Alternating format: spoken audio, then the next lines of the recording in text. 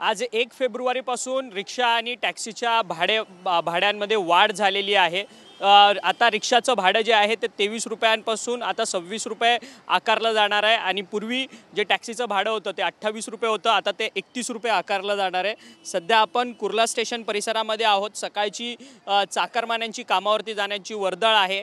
या ठिकाणी आपण पाहू शकतो की टॅक्सी आणि रिक्षा स्टँड दोन्ही आहेत। या ठिकाणी टॅक्सी चालक जे आहेत ते आपले टॅक्सी उभे करून या ठिकाणी आपल्याला पाहायला मिळतात। आपल्यासोबत काही टॅक्सी चालक आहेत, आपण त्यांच्याशी बोलणार आहोत। ही भाडेवाढ त्यांच्याकडनं का करण्यात आली आणि काय या सगळ्या मागची कारणं आहेत।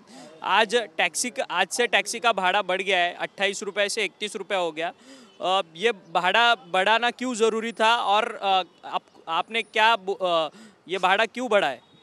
सर ये भाड़ा तो हम लोग को मालूम नहीं कब बढ़ा। हम लोग मीटर बनवाए अभी 2000 खर्च कर, फिर 2000 खर्च करना पड़ेगा। हम लोग को मालूम नहीं था मीटर बढ़ने वाला है और बढ़ा तो मीटर हम लोग को पता भी नहीं चला। अचानक सरकार बढ़ाई, लोग मीटर का काम करा लिए, पास करा लिए, 2000 खर्चा हुआ, फिर 2000 खर्चा करो। हम लोग नहीं बोलते मीटर बढ़ाने के लिए, अब सरकार बढ़ाई तो उसके लिए क्या कर सकते हैं।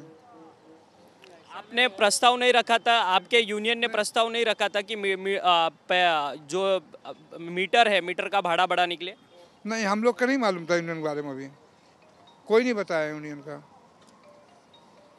मंत्री जी आप बोलो। आपको क्या लगता है ये मीटर का भाड़ा बढ़ा है, ये अच्छा है आपके लिए कि बुरा है? नहीं, मीटर तो सर बढ़ना ही चाहिए था, क्योंकि पेट्रोल का दाम बढ़ा है तो मीटर बढ़ना ही चाहिए था। सीएनजी का बढ़ा है तो मीटर बढ़ना ही चाहिए था। मेंटेनेंस बहुत ज़्यादा हो गया है, मेंटेनेंस के चार्जेस ज़्यादा हो गए हैं, तो मीटर तो बढ़ना ही चाहिए। इसलिए कि पावर नहीं रहा है, पावरेगा तो मीटर बढ़ेगा तो ही बढ़ेगा, नहीं तो पासिंग के लिए आपको फिर से पैसा डालना पड़ेगा आरटीओ में, फिर पासिंग होने के बाद फिर आपको नया जो भाड़ा है वो मिलने वाला है। तब तक तो कोई ग्राहक आपको पहला जो नया भाड़ा देने वाला नहीं है। नहीं, देखिए जब तक मीटर कार्ड नहीं आएगा या मीटर पास नहीं होगा तो फिर पैसेंजर से झंझट करना पड़ता है। वो बोलेंगे जो तुम्हारा मीटर हम वही देंगे, तो ही लेना पड़ेगा, अपने से एक्स्ट्रा नहीं ले सकते जब तक कि मीटर पास नहीं होगा, या जब तक कि यूनियन जो है कार्ड नहीं देगी नया। कार्ड से फिर ले सकते हैं पैसा बढ़ा के, उसके पहले तो नहीं ले सकते, फिर पब्लिक से झंझट होएगी। काही रिक्षा चालकांचं म्हणणं आहे की भाडेवाढ जी आहे ती टॅक्सी चालक, रिक्षा चालक असतील त्यांचं म्हणणं आहे की भाडेवाढ आम्ही नव्हती सांगितलेली होती। अजून देखील काही रिक्षा टॅक्सी चालक आहेत। तुम्ही सांगितलेलं होतं का भाडेवाढ करण्याच्या संदर्भात ते युनियनला सांगितलेलं होतं का? आणि आता भाडेवाढ झाली आहे तर आता पुन्हा जी तुमचं मीटर पासिंग आहे ते आरटीओ कडनं कधी होणार आहे?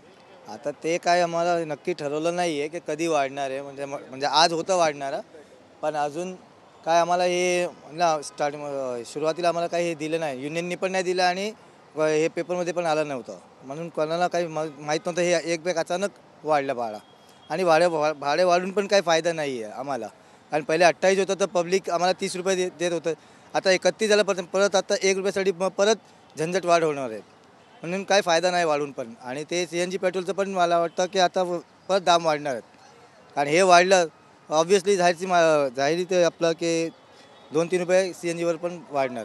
परंतु आता तुम्ही म्हणतात की पूर्वी 28 होतं, तुम्हाला नाईलाजास्तव 2 रुपये चिल्लर नसल्यामुळे 30 रुपये म्हणजे ग्राहक द्यायचे, परंतु आता 31 झालंय, तुम्हाला 30च मिळणार ही अपेक्षा काय?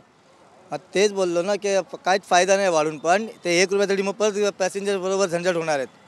1 रुपया कोण देणार, 1 रुपया कोणी सोडत नाही आहे, आणि आम्हाला पण मिळत नाही, आम्हाला उलट सोडावं लागतं, 2 रुपये 4 रुपये असं सोडावं लागतं, कारण काही पॅसेंजर असे असतात त्यांच्याकडे सुट्टे नसतात आणि काही पॅसेंजर झिकझिक करतात, असं आहे, म्हणून काय फायदा नाही वाढून पण आम्हाला।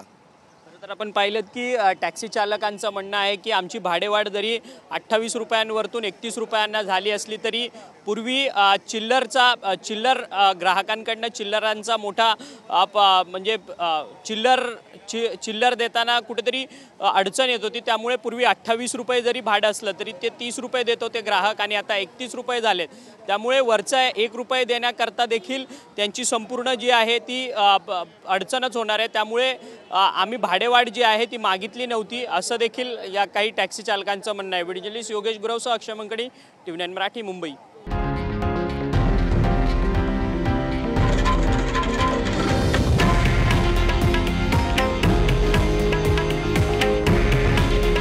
हे आहे देशातील नंबर 1 न्यूज नेटवर्क आणि आपण पाहत आहात TV9 मराठी।